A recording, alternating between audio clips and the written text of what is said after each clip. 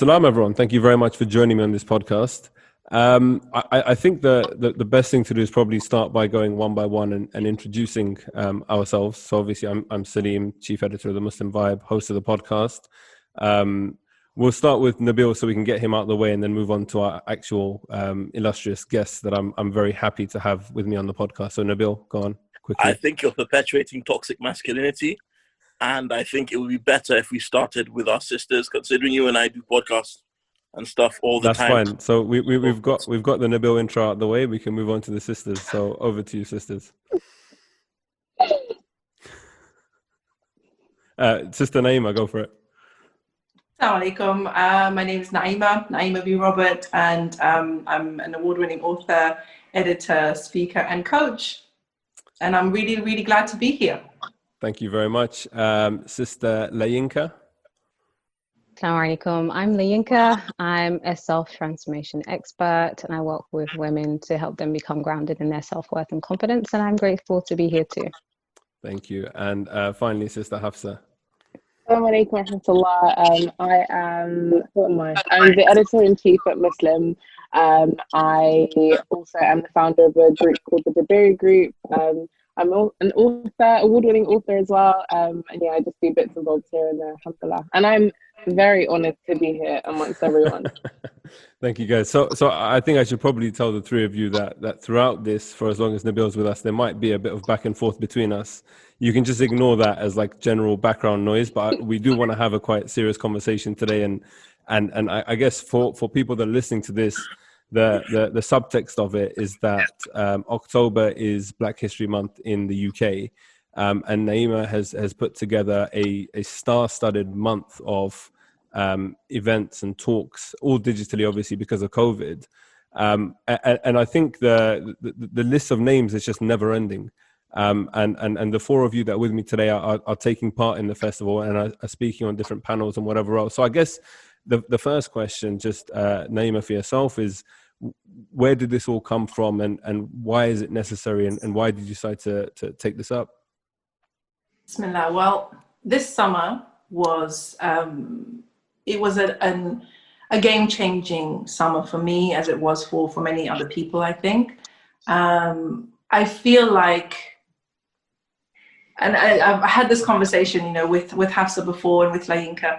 I feel like something shifted. I think something shifted certainly inside of me, inside of my family. I feel like something shifted in the culture. And I definitely feel something shifted in the Muslim community, in the sense that Black Muslims began to speak, but began to shout and began to make up noise and actually speak without fear or favor, without needing to self-censor or kind of water things down or soothe anyone. I feel like what I saw was a huge section of the Black Muslim community speaking their truth fearlessly. And that led to some really important conversations that I was privileged to have with, with many, many people on the virtual salon. And those conversations were so enjoyable and important and powerful and healing that I literally woke up one morning, Allah just inspired me, and I just said, imagine if we could bring all these amazing people onto one platform for a whole month. Not just like one Friday every week, but a whole month. And we get to talk about everything, and we get to have everyone there, like a huge big party, right? And I think I rang LaYinka, didn't I? I said, LaYinka, this is what we're doing. It's gonna be a festival, and it's gonna have workshops and seminars and talks, and you're coming, and village auntie's coming, and Bulla's coming, and there's gonna be poetry, and it's gonna be vibes, and it's gonna be cool. And she said, I love it. Okay, this is great. When is it gonna be? I said, November. She said, okay, why November? And I said, well, October's Black History Month, and I don't really want to jump on the bandwagon. And she was like, jump on it. Jump on the bandwagon. Yes, ride it. Ride the bandwagon. So now what we have is a Black Muslim contribution to UK Black History Month that lasts the whole month, and is being delivered by over 50 scholars, speakers, comedians, experts, entrepreneurs, poets, everybody.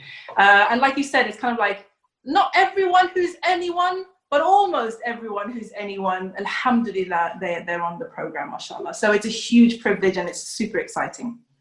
That's awesome. I'm conscious that Nabil has time constraints, so I think we'll bring him in with his permission. Just Nabil, I guess when Naima approached you, what were your thoughts about the festival, and what do you think broadly? Because what Naima said just now was that conversations weren't being had until the summer.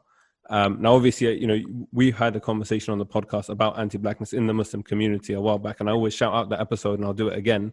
People listening to this, I'll put the link in the description. That was in the end of 2019.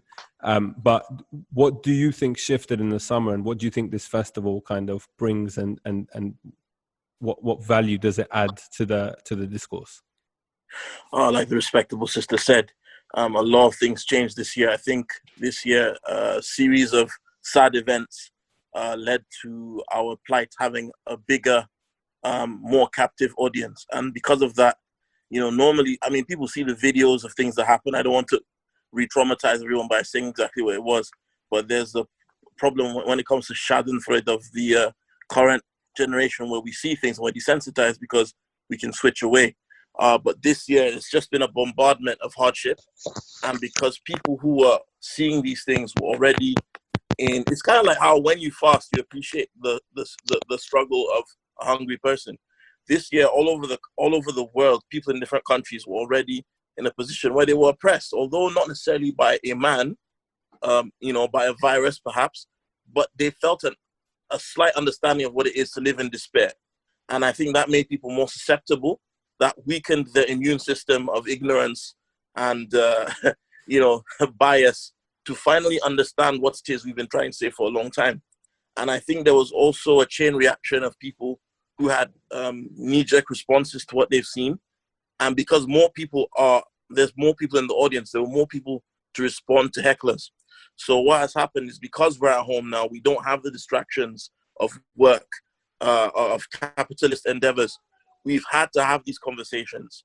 We've had to have these debates, and people who normally would have an out haven't had that.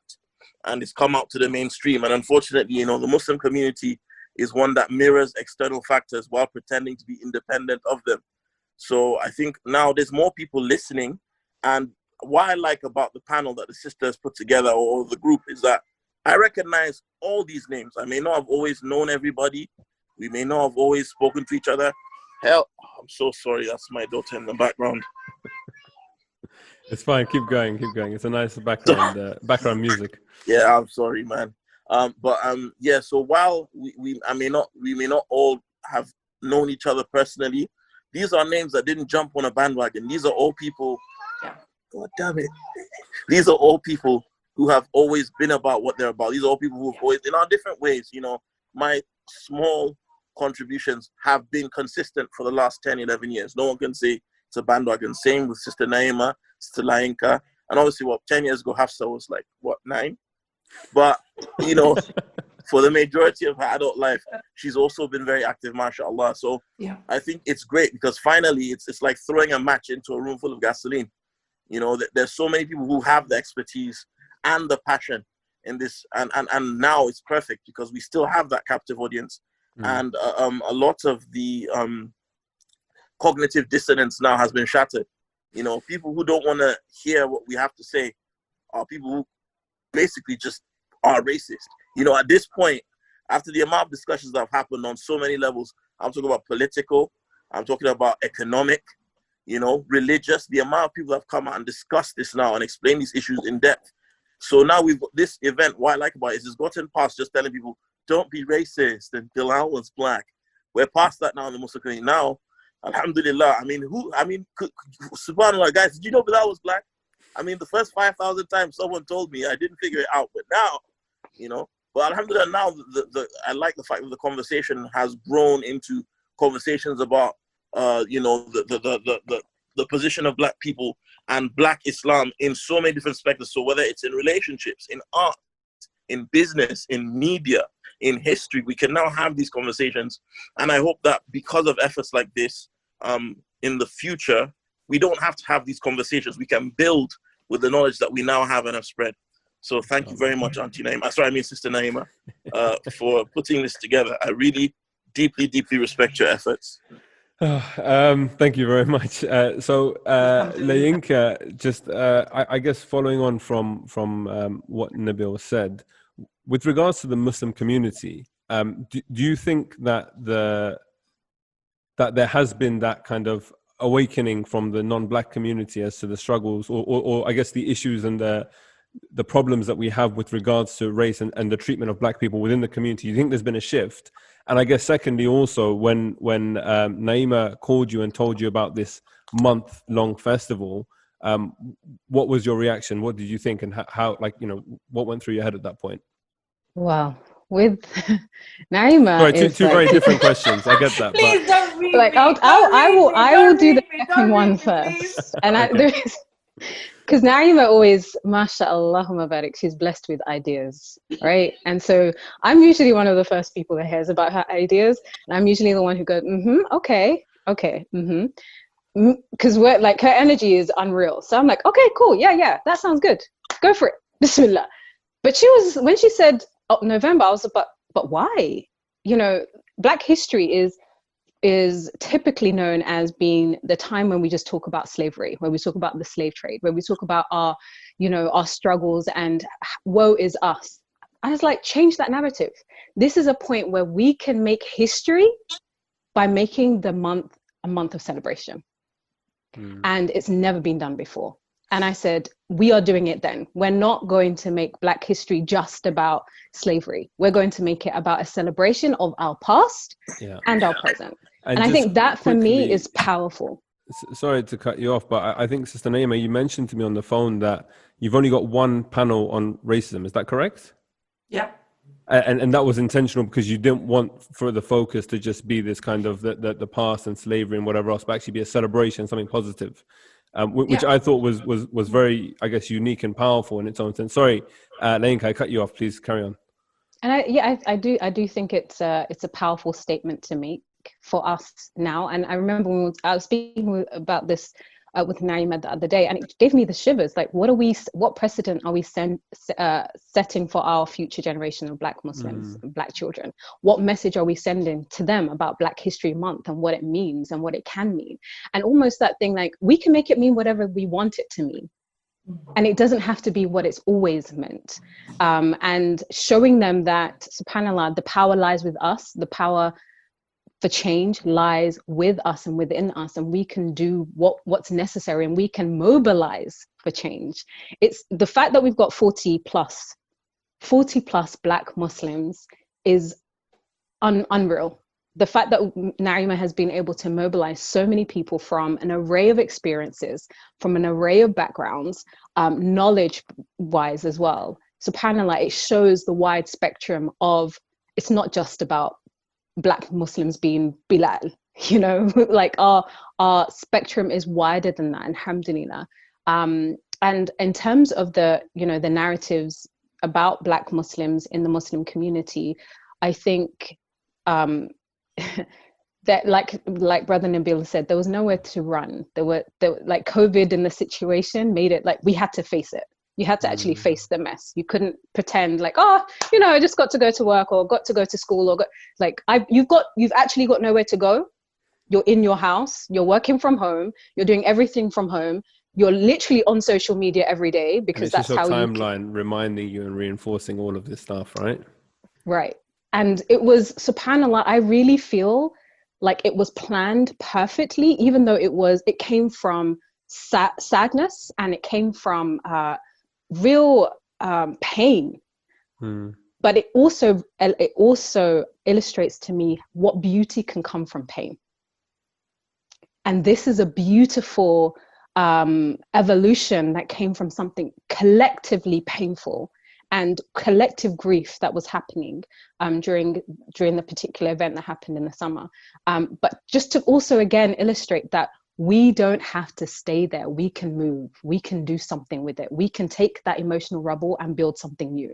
And this for me is what's happening here, alhamdulillah. And I'm so, girl, I'm so happy to be part of this, alhamdulillah.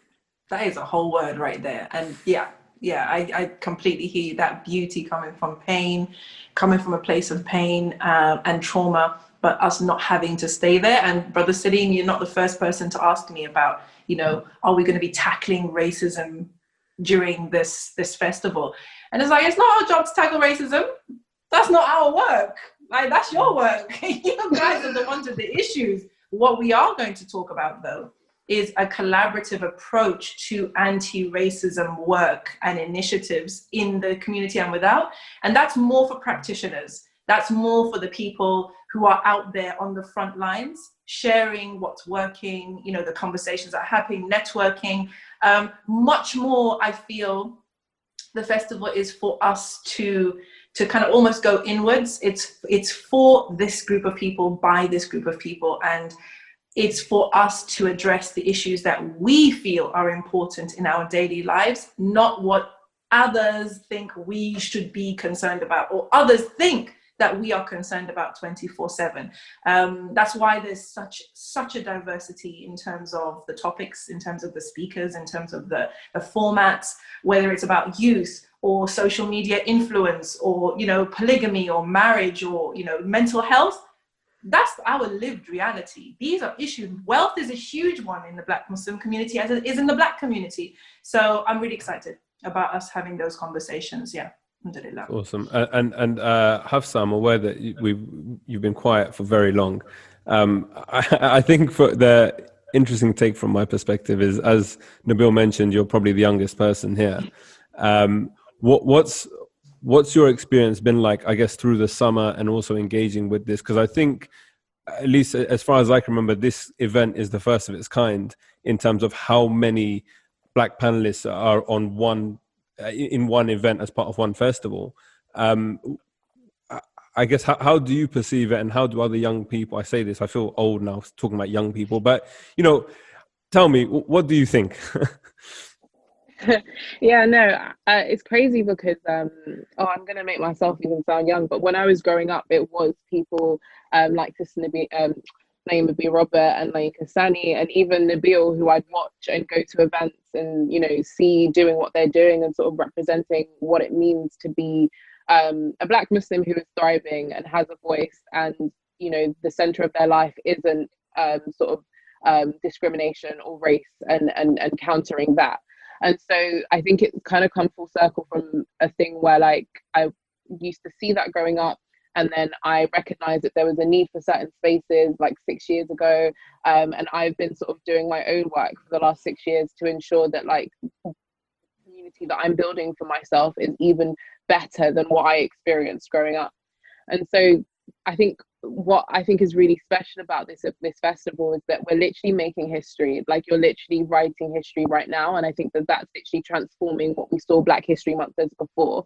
We would literally spend the entire month just going over narratives that actually don't even they don't even relate to us. They're not written by us. What we learn about our history isn't even the history that we're supposed to be learning. And it's all within a certain time period of trauma and pain. We never learn about the history before that. And I think it's just really transformational that not only are we calling upon sort of people like Mustafa Briggs to bring us our authentic history, but then we're also creating an event and a space that's platforming people who are doing revolutionary things within the community, who are rebuilding spaces, who are transforming media, entertainment, the charity space, education, mental health, all in their own different ways. And unfortunately, we don't have that from the mainstream communities, whether it's within the Muslim community or outside of the Muslim community. So we've created that for ourselves, essentially. And I think that the work that Sister Naima B Robert is just, honestly, I've just been inspired from such a young age. So I think just being here right now is just crazy, alhamdulillah. And I was speaking to a woman, like my therapist, like an hour ago, and she mentioned your name, and I was like, she's literally everywhere. Like, she's literally everywhere. Allahumma barik. So may Allah subhanahu wa ta'ala just bless it, inshallah. I think in terms of the festival itself, and I'm going to leave this as an open question, I'm not going to direct it to anyone because I want you guys to just jump in and let's have a chat. I think one of the things, Naima, I saw you discussing on one of your Instagram lives was about whether this festival is for Black people only or Black Muslims only, and if and how and why non-Black Muslims should engage and should be involved. and what the potential benefit, I guess, is within that. So I'm just going to leave that as like a speculative question, and I mean, feel free to just I guess answer that, because I'm sure non-Black listeners might be thinking, well, what's in it for me? Why should I partake in the festival? Yeah, I mean, if I can just speak to this for a second, I have two answers ready to go. And the one answer is yes, it is. And the reason I would say yes, it is for Black people is because at that question, is this for Black people only? There's like an attitude there. It's just like, so what, like, oh really? It's for Black people only. And so one answer is that yes, it is for us. And that's okay. It's okay because we need this.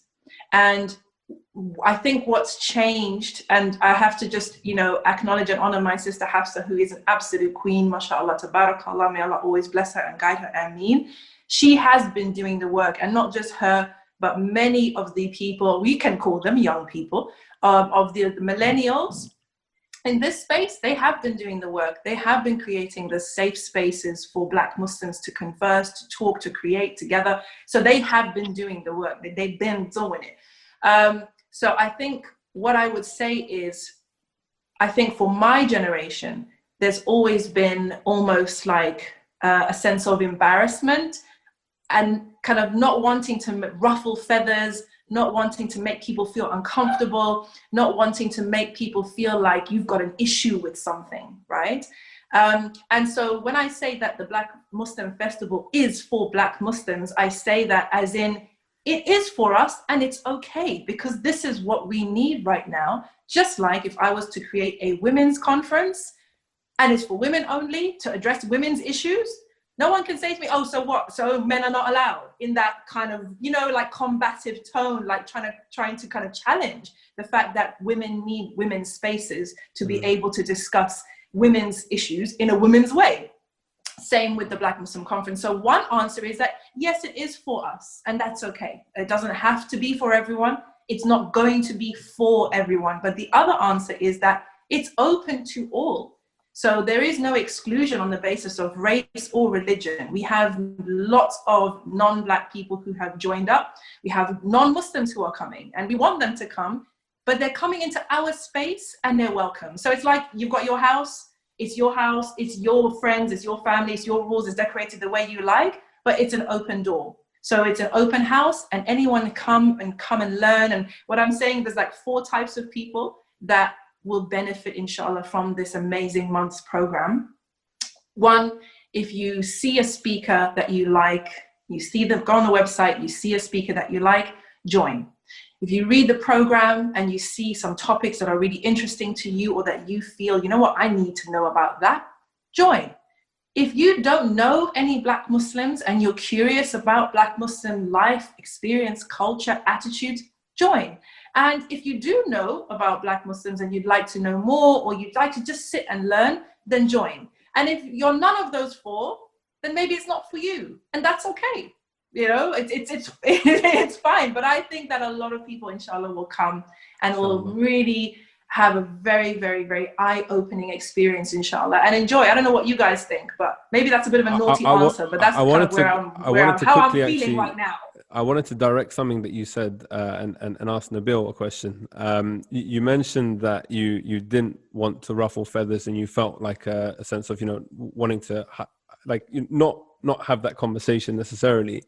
Nabil, as I think we all know, and is a fantastic comedian, and one of his shows a few years back was entitled BRAP, which stood for Black, Racist and Proud. I wanted to ask Nabil whether you've ever felt that not wanting to ruffle feathers, or you've always been very upfront, and I don't want to say antagonistic, but very upfront with it.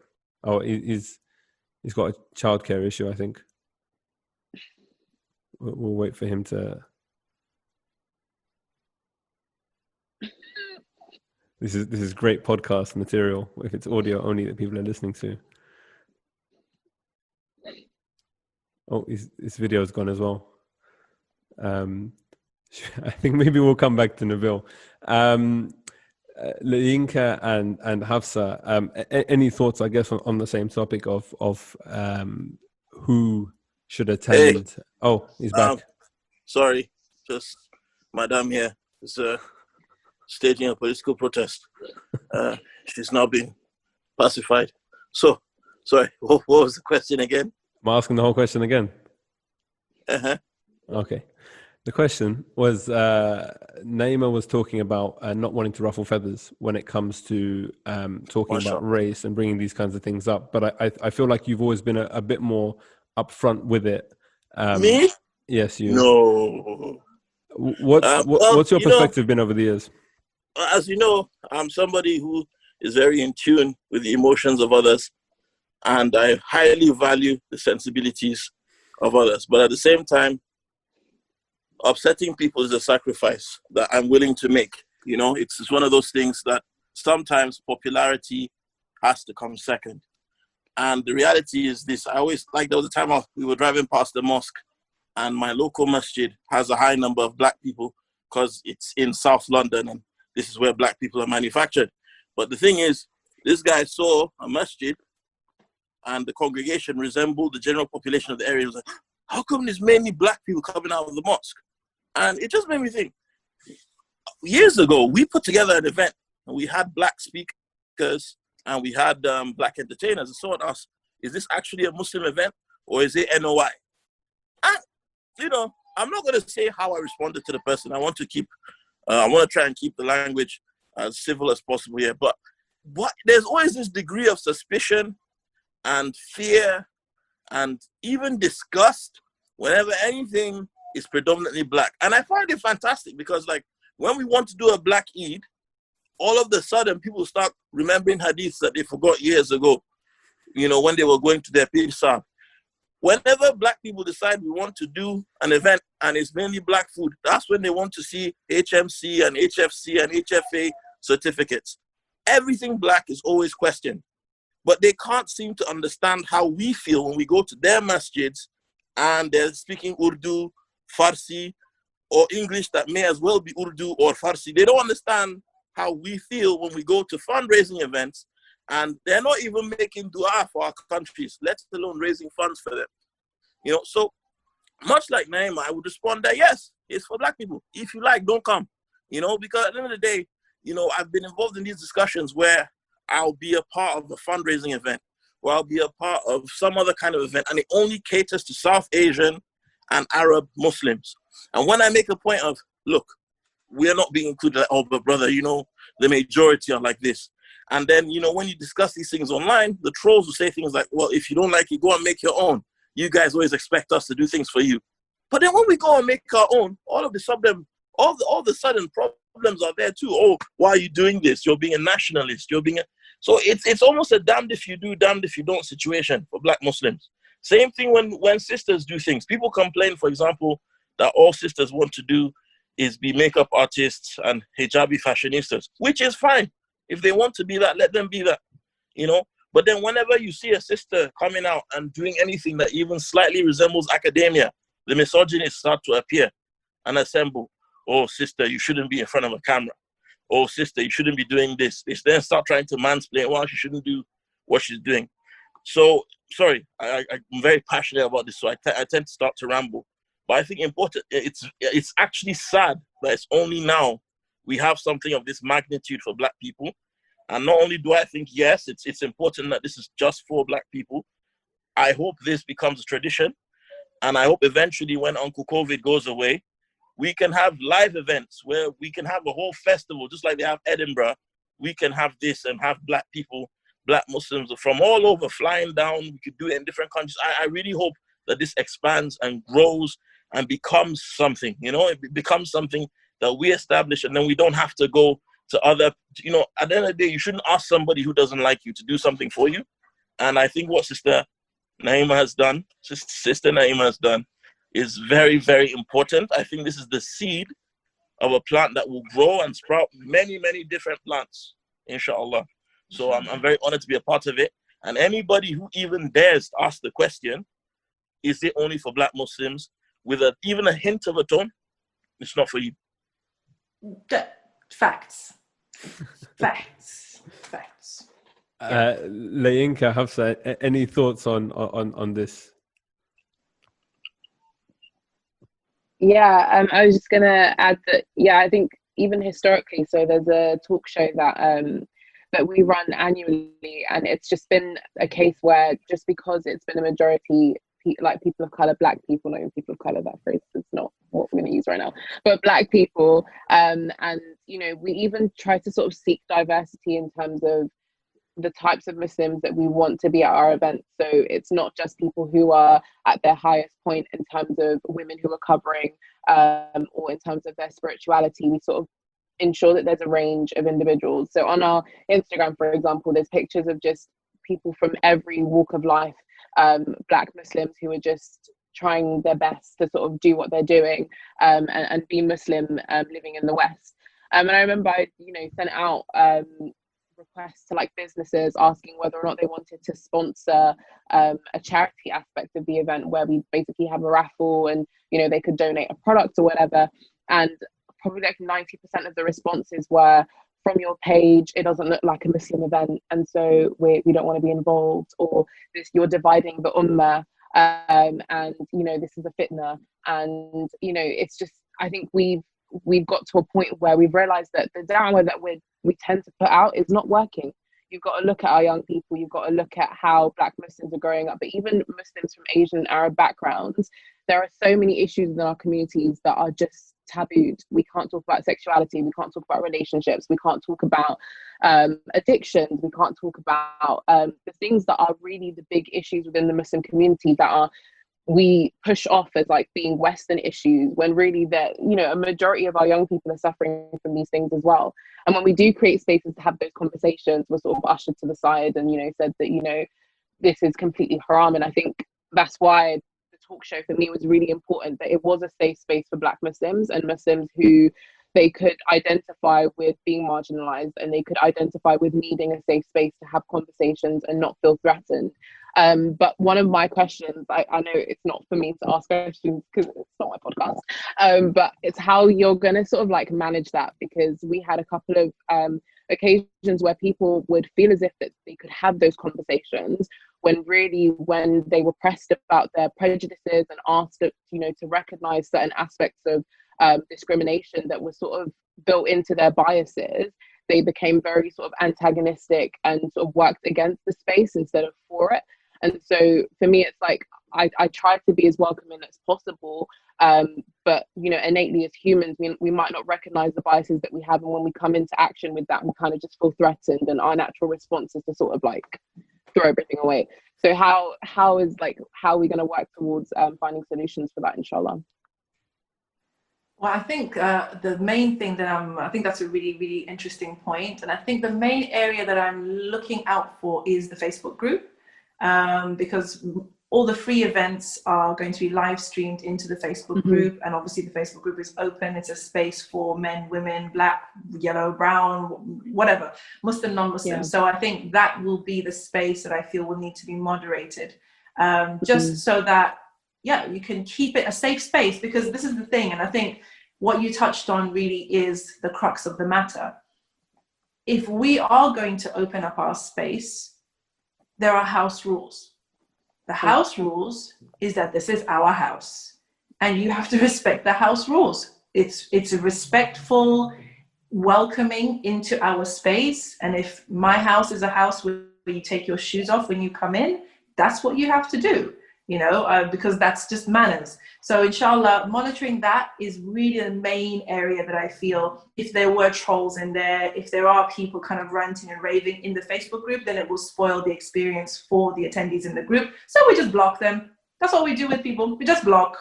That's all we do. So I mean, I'm not anticipating anything. I don't like to put that kind of energy out there. Yeah. But if there was anything, then it would just be a block. And I wanted to actually, something that you mentioned, Hafsa, LaYinka, you've been involved with Honest Tea Time, I think it was called. I'm saying this because Naima just informed me about this just before we got on. And I have to be honest, I've not actually seen any of this, but I went on YouTube and the videos have hundreds of thousands of views.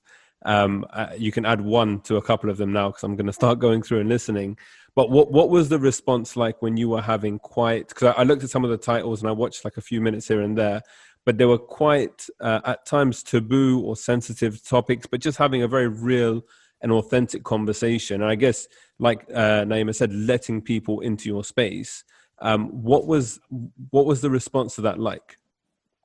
Well, it's been mixed. There have been people who have been, haram, sisters shouldn't be on camera, and astaghfirullah, why are you talking about these issues, especially when we talked about the intimacy issue, which stands as the most popular episode. It was the most popular one, and it was the baddest, like, bombest one. That's it. You shouldn't be talking about that, but we will watch it. And I don't know.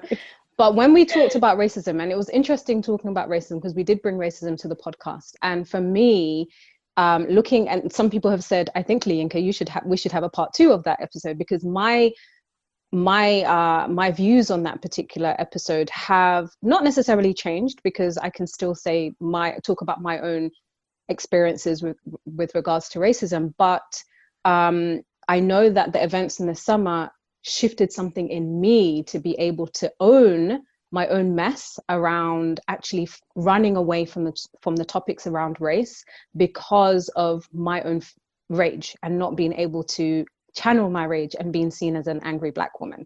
And so it's been really interesting for me personally to navigate that space myself. But the thing about women speaking openly about topics that are often not spoken about, I can completely identify with Hafsa's experience, because it's been like, you shouldn't be talking about that. Why are you doing that? Astaghfirullah, all the ahadith or traditional views are kind of then like lambasted on us. And yet when we say, well, where are the safe spaces? Where are the dialogues about these things? Can't you see the impact of not talking about it?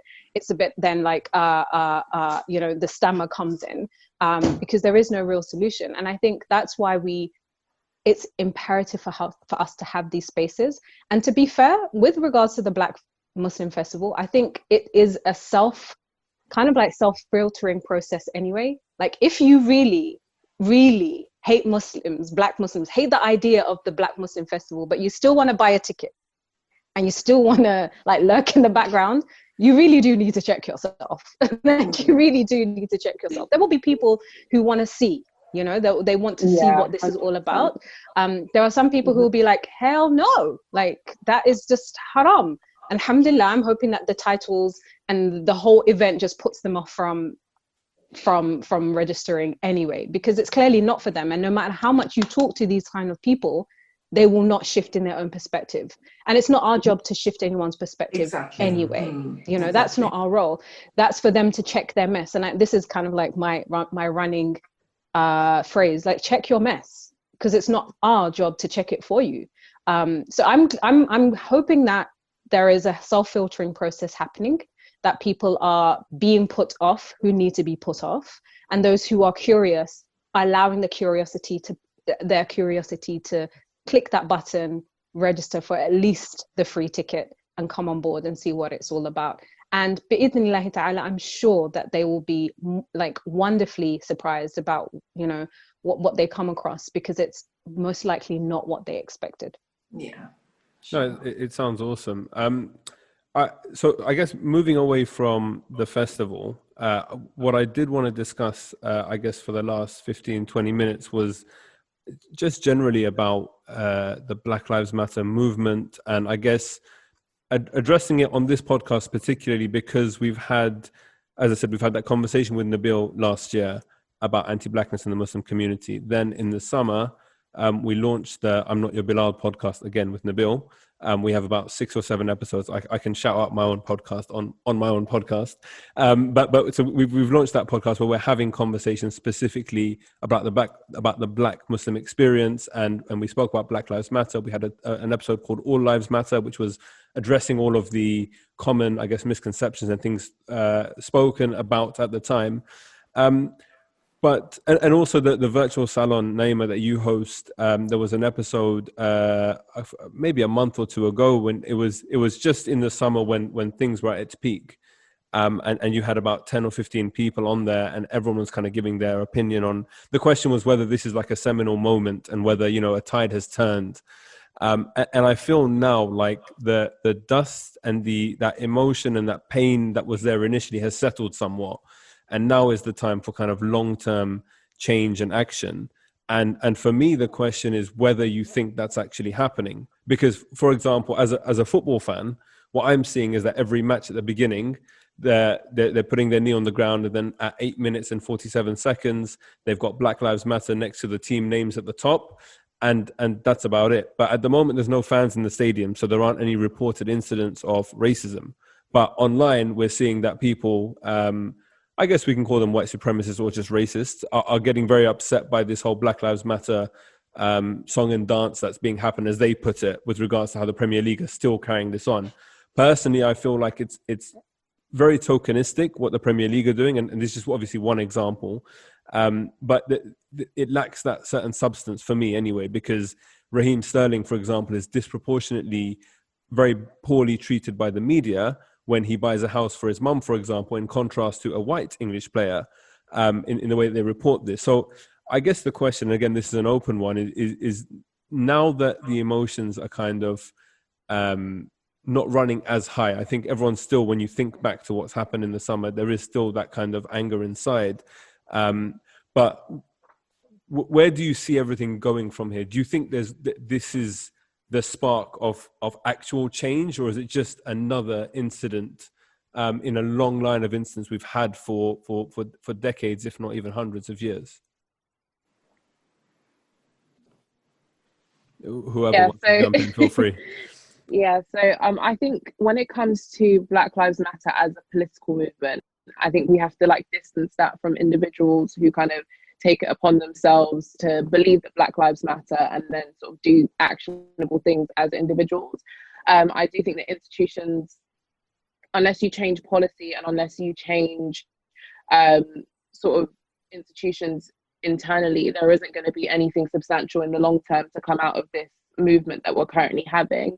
But I do think I don't think the tokenism necessarily is sort of wholly negative. I do think that there is a change in sentiment as well. There are conversations that are happening within households, behind closed doors, between individuals that we don't know of, but we're sort of seeing more and more people asking questions, questioning their privileges, their biases. And these are things that weren't happening before. And so I think essentially it's just, you know, for Allah to, you know, show us. But I think over time it will be a thing where sentiment does lead to action, and then hopefully does lead to changes in policy with the type of people that we're voting in, and the type of organizations that we're working for. But from a business perspective, and in terms of like from a corporate level, so my day job is partially diversity marketing as well. So diversity marketing, but then diversity and inclusion from like an internal and external perspective for businesses.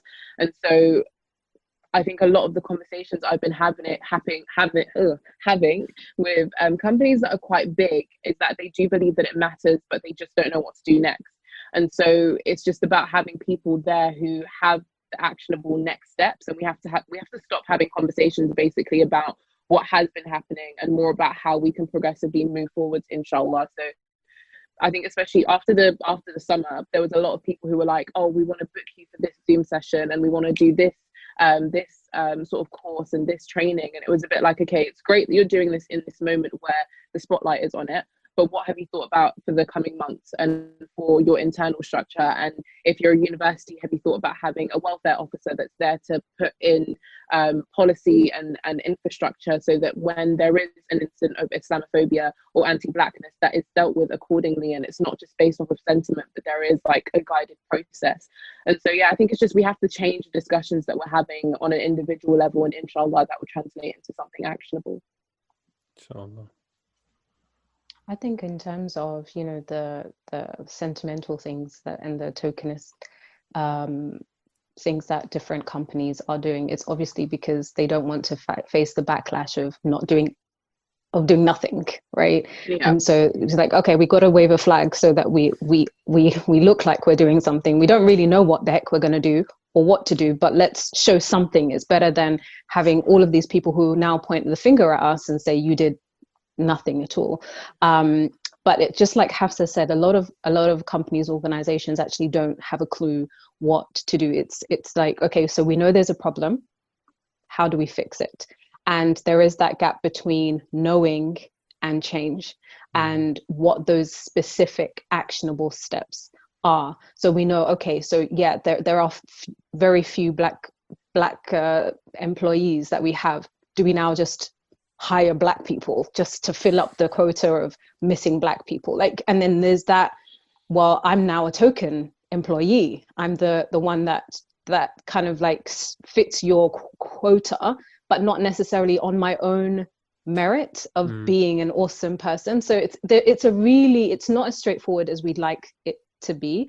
And I think for us, it's important that we appreciate that it is a process, and it will need to run its course, and it will take time. Yes, we want things to change, but we didn't get here overnight. And so there are things that we need to dismantle, and the dismantling might take a long time, but it's for us to stay the course and to not give up, because it's easy for us to say, nothing's changed, nothing's working, nothing happened, so let's just give up entirely. But for us to keep recognizing that every pebble makes that mountain. So to keep at it and to not give up, and to keep having those conversations towards change, and putting things in place so change actually occurs, inshallah. Just quickly on something that you mentioned, you were talking about essentially positive discrimination in the workplace, or having a quota to fill, so to speak, and not getting in on merit alone. It's interesting that the next podcast, which I actually recorded yesterday, but is going to go out after this one, which is a bit weird, anyways. But we were talking about the Equality Act, and actually about positive discrimination, all these kinds of things. And I think for me, the difficulty is that whilst I agree that I should be taken, although obviously I'm not a black male, but as a person of color, I should be taken for a role based on merit of my work, of my CV and my personality, whatever, rather than because I tick a box or I fit a quota. But I also feel like we live in a system that is not just, that is not fair. And so you're talking about every pebble and whatever else. And I feel like at one level, we can do only so much, but there is a systematic issue at hand here. And that, I mean, I don't want to get revolutionary, but that's something that needs overhauling before we can actually see change. Naima, I think you want to come in.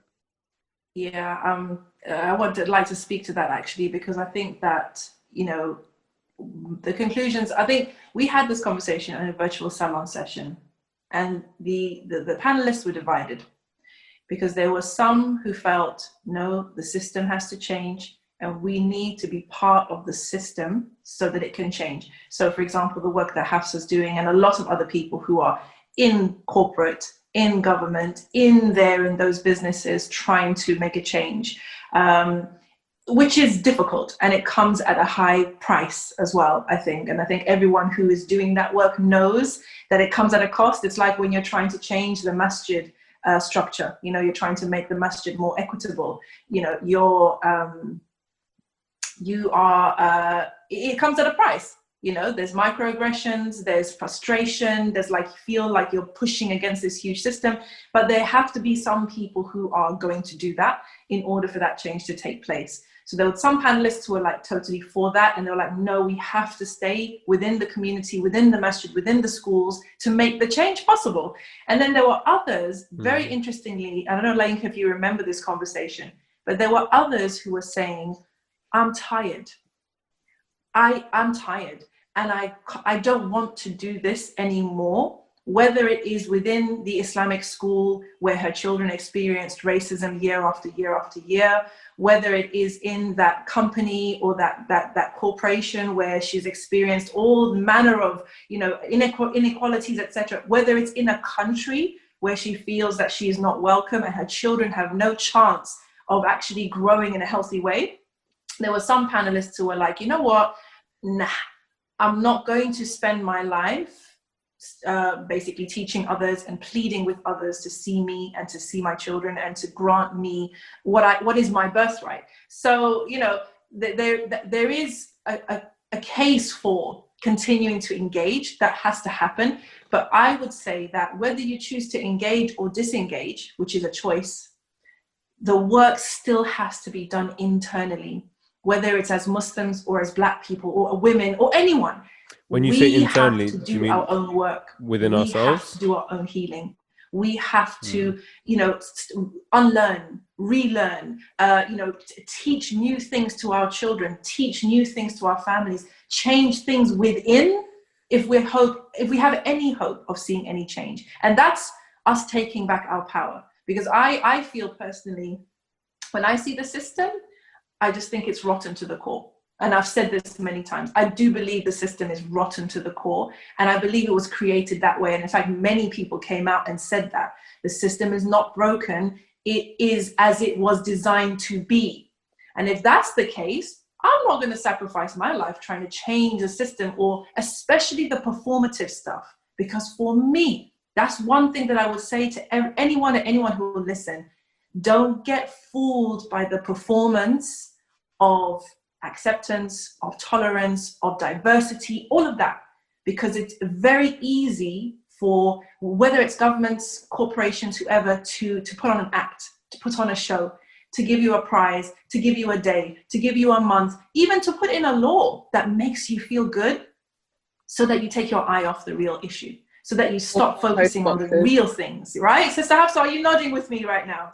Yeah, you were saying to put on a show and to give us 4 post boxes as well. That's what they did today. Yeah. The post boxes that they've unveiled in the UK for Black History Month. They've got black post boxes up for the month, apparently. 4 out of 150,000 post That's boxes. great. Is it only 4 they've done? This is the thing that's great. Wow. While that's happening, I just saw on someone's page about how schools are not allowed to teach from anti-capitalist sources. They're not allowed to teach history that re-examines Winston Churchill and people like that. So that's all performative. You giving us post boxes, that's great. But what you're not about to do right now is actually overhaul the system itself, the education system, the curricula, everything that is actually basically building the society that we live in today. Nobody wants to touch that. But yeah, they'll give you a performance at the Brit Awards. They'll give you, a week and a banner, and I'm over it, guys. I wanted to just address what you were saying earlier. I think was really interesting about how, when you had that conversation, that the room was split ultimately. I personally feel, and I've come to the conclusion, because I've always been a outside of the system kind of guy, like, we have to make change from, that's why, the Muslim Vibe is an independent media platform. I didn't want to go down like, let's get into a mainstream media outlet and then change it from within, because I don't think you can. But I feel like everyone is going to choose their own path. Some people are going to work internally, some people are going to work externally. The only way that we as a collective can succeed is if we're all working in the same direction towards the same goal. So the way that the 4 of us here today might do something with regards to tackling racism might be different. We might all do different things, but if our ultimate goal is the same, then hopefully we can all come closer to that, right? And I've said it before on the podcast, I'm sure. But for me, from like an Islamic perspective, it's always about the journey, not about the goal. Because we don't always believe that we're going to reach that goal. And there's always that example of the lizard that was spitting on the fire that had one of the prophets in it. And when I think one of the other animals were either laughing or asking him, he said, I'm doing my bit. I just want to be able to tell God that I tried. And I think that's it ultimately, because I've spoken to people who work within the system, who work within organizations that I consider to be very problematic and toxic. But I've had like a genuine conversation, said, do you actually believe that you're doing what's the best for the Muslim community? And his answer was yes. I can only take him on his word. And whilst I think he's working and it's harming the Muslim community, ultimately God's going to judge us on our intentions, right? And I think that's, for me at least, what it comes down to. The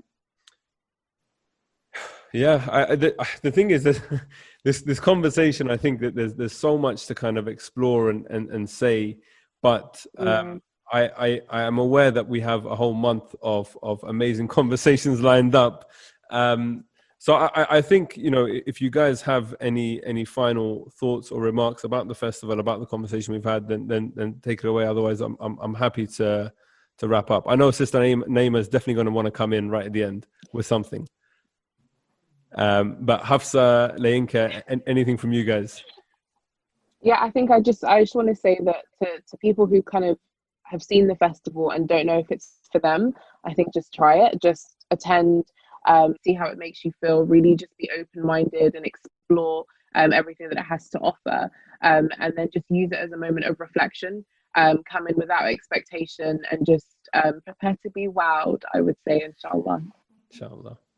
Definitely prepared to be wowed. And even on that point of curiosity, if there's a pang of discomfort, I think it's definitely a point of going inward and checking in with that and getting curious about what are you specifically uncomfortable with.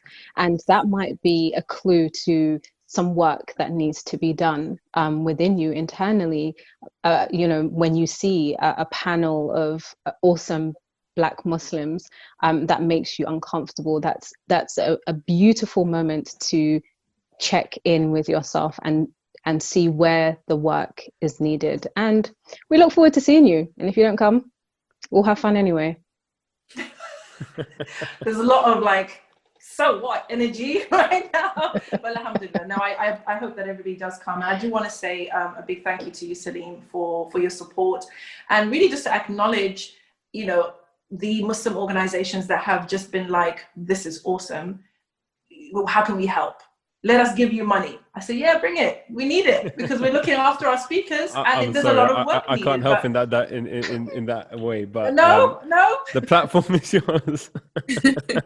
But mashallah, but it's even though we didn't need it, we don't need anybody's validation or approval. It is nice to be seen and acknowledged, to say, you know what, we now understand that this is needed, and we're glad that you're doing it, and we're supportive.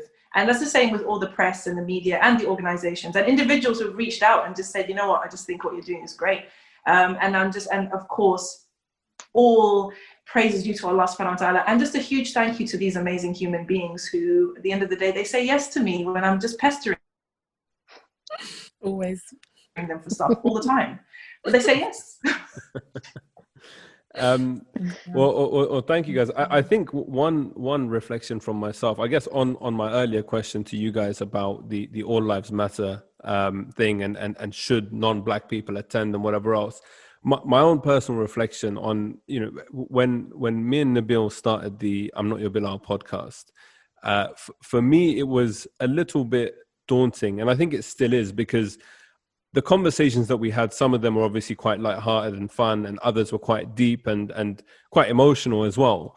But having to, as a non-Black person, having to address the unconscious biases or the racism that's inherent within you through years of conditioning and looking at the Muslim community in a certain way, it's not comfortable. You can't think, oh yeah, I'm racist, great, or whatever. But I think having to, like you guys said, right? If you look at this event and you look at the lineup and you feel uncomfortable, don't just walk away from it. In my opinion, I think you should confront that. As I can't remember who said it, but give it a go. Turn up to one of the events and see what happens. Have a listen, because I think for me at least, the experience of growing up in a South Asian mosque, predominantly, my mosque is made up of predominantly South Asian, East African, South Asian Muslims, but it's basically brown people, and you don't have that diversity growing up. And I think a lot of our mosques are very ethnocentric, and so as you guys said, it's a very unique opportunity to be able to delve in and get involved in a space like this that you wouldn't normally necessarily have access to so readily. And I think COVID has provided us with this amazing shift in online events just being the norm now, whereas previously you would struggle to get people to turn up to an online anything, but now it's the only way people can do anything. So it is quite amazing, and I definitely plan to I guess participate as much as possible and turn up to a few of the sessions. I'll try and catch you guys when I'll check the lineup and make sure I drop into your sessions. But again, we've lost, by the way, I did forget to mention, about halfway through the call, Nabil had to jump off unannounced, so that's why we haven't been checking in with him every now and then. And Sister Naima has also disappeared.